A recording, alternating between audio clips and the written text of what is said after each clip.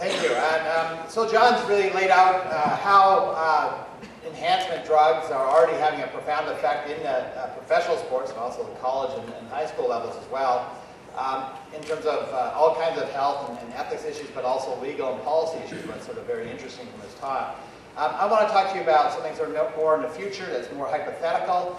It doesn't exist like the kind of problems that John's talking about today, but I think could exist fairly soon and would have even more profound effects, I think, on sports. And that's using the power of genetics, which has been moving extremely rapidly the last few years. It's really on an upscale curve to enhance athletes. And there's sort of two steps in which this can be done. And the first step we are doing a little bit of just selecting based on the genes you already have and looking for the athletes based on what we're born with. The bigger step would be to actually add in new genes.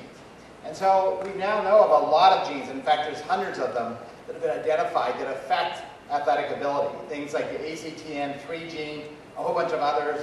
We're talking about brain injuries. There's these new studies showing that APOE4, which about 20% of us in this room have one copy of, you're much more susceptible to serious brain injury from getting a concussion in sports than if you don't have that. So should we be genetically testing our professional athletes when we talk about concussion problems? There's one gene, ACTN3. This is a gene that was actually discovered by the Australian government. They funded this study after they were embarrassed by their poor national performance in the Sydney Olympics. And they hired a bunch of researchers to go find genes. And they found this gene that it turns out that there's sort of two versions of it, the R and the X, so there's 3 different genotypes. And among people who are power Olympians, none of them have the XX. And basically it means if you're born with this genotype, the XX, you are excluded from ever being in that group because you don't have the right genotype to do that. Whereas the more endurance type people have more of the XX. And the one in the middle is sort of the average population. So it's enriched XX in the endurance ones, it doesn't exist in the power ones. And what basically this gene does is it basically is in 3 forms. You have this, and one sort of you're just in the middle. One is you're more of a power athlete, one you're more of an endurance athlete. And there's now companies commercially marketing this for about $150 to parents. I've been on a couple shows with parents who've gotten their kids tested with this. One was a former Olympic athlete, actually, who had her kid tested. One was a confessed couch potato. He said his kid came out in this middle group and said, I knew it. This kid's going to be a couch potato too. I mean, so why ever send him to any kind of athletic events anymore? I mean, totally overreading what this information can do. I mean, it's still good to play sports even if you're not going to become a professional athlete. This is my results. I've been tested for this. I'm unfortunately in this middle group that's duds. My chances of being an NHL player are really diminishing quickly. I'm in my 50s now and I've never learned to skate, but this was the final blow. Kind of, pretty much giving up and just stay a professor, I guess. But so you can get tested for this now, and this company, these companies that are marketing this are choosing the 0 to 12-year-olds to market. That's where they think they can have the most impact. And basically, the idea is that you would affect your training and your expectations of these kids based on this genetic test. So that's available now, and people are actually doing it today. A rugby team in Australia is now testing all their players to see if they have this and figure out what kind of, is there more of a power player or an endurance player? The Duke football team is right now genetically testing all their football players to look for mutations that make you more predisposed to various types of injuries, and they're finding ones like this. And so very quickly, a lot of teams will probably start doing this. So this idea of sort of using genetics is already starting to happen very quickly, very quietly, but it's happening, and as there's success achieved with this, it's going to grow even more dramatically. Even raising the questions, you can do things like now test your embryo. If you do IVF, you can test it for thousands of different traits now, including these ones. And parents are doing this. Over 10,000 babies have been born with this. I don't know of ones that are specifically making the decisions based on these athletic traits, but you could.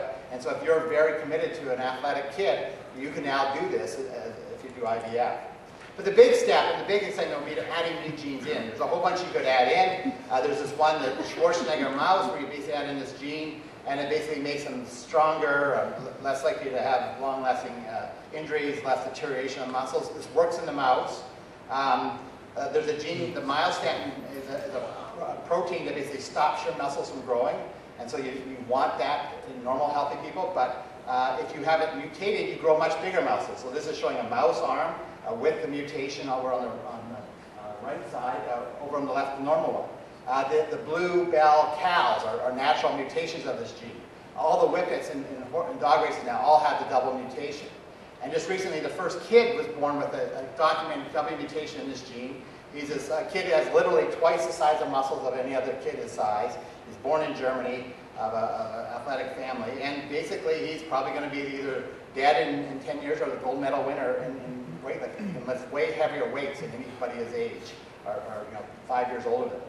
And he was just born with these genes. Just a quick question. His mother was a former professional athlete in Germany. Did she take performance-enhancing drugs or anything? Is that?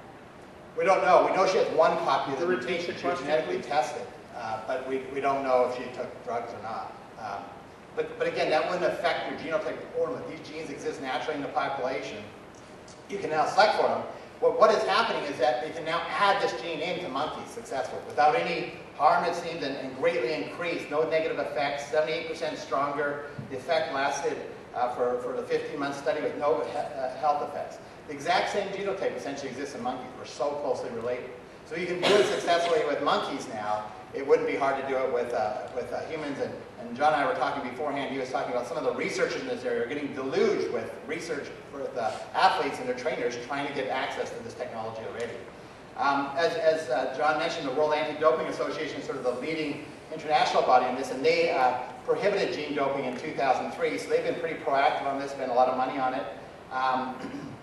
The problem with it is if you could inject it into your muscles, it would be basically impossible to detect without doing a muscle biopsy, which means taking a little piece of the muscle, which would sort of not be very thing you want to do on a regular basis to an athlete particularly. So the problem and the potential of this and the appeal of it to athletes would be it'd be undetectable. You couldn't do a blood test to detect it. It's in your muscle. And moreover, you could put in the actual genes. So the synthetic, for example, one of the proteins that's used in the Tour de France illegally and so on is EPO. And you can tell the difference between the synthetic EPO and the natural one. There's a little chemical difference. But if you put in the gene, it would be completely the same. So you would never be able to distinguish between it. So there's a lot of drive to actually try and put this in. There was actually a case in Germany a few years ago where this commercial product is now available to put the EPOA gene into you as basically an injectable medicine. A German coach was caught giving this to some of his athletes. So we know there's at least one attempt to actually try to do this. There's also an attempt of a Chinese doctor in the 2008 Olympics with marketing his ability to add genes in. I don't know if he's actually doing it. Adding genes into your body is actually very risky, and we've had thousands of human gene therapy experiments with very limited success so far. In the last couple of years, there's starting to be a lot of breakthroughs, but there's been people who have been dying, like a kid down in Tucson, Jesse Galsinger died from one of these experiments. So it's a risky thing to do right now with a lot of unsuccess.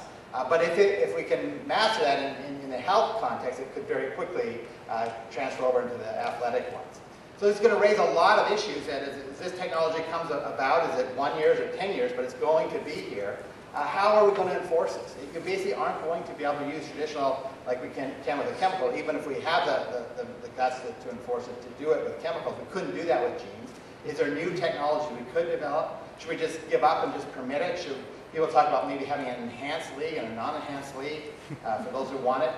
People talk about other things like having some kind of biological passport. You can sort of monitor their physical performance over time. So if you see this spike up, as you've seen with some of the baseball players, you would suspect there's something going on. But it's going to raise this question. At the heart of the issue will be the profound question: what is a human athlete? Do we want more and more monstrous creatures as our athletes that we watch that are not representative of the rest of us? My son went recently and saw this movie of boxing or something, these two robot things. Have you seen it? Heard about it? I forget the name of it. He loved it. People loved that. He said, that's even better in football to watch these big, huge robots fight. So are we going to go that way with humans? We're going to have these choices ahead of us to make very soon. So let me end there and give some time for some questions, and John and I would be happy to handle any questions you have.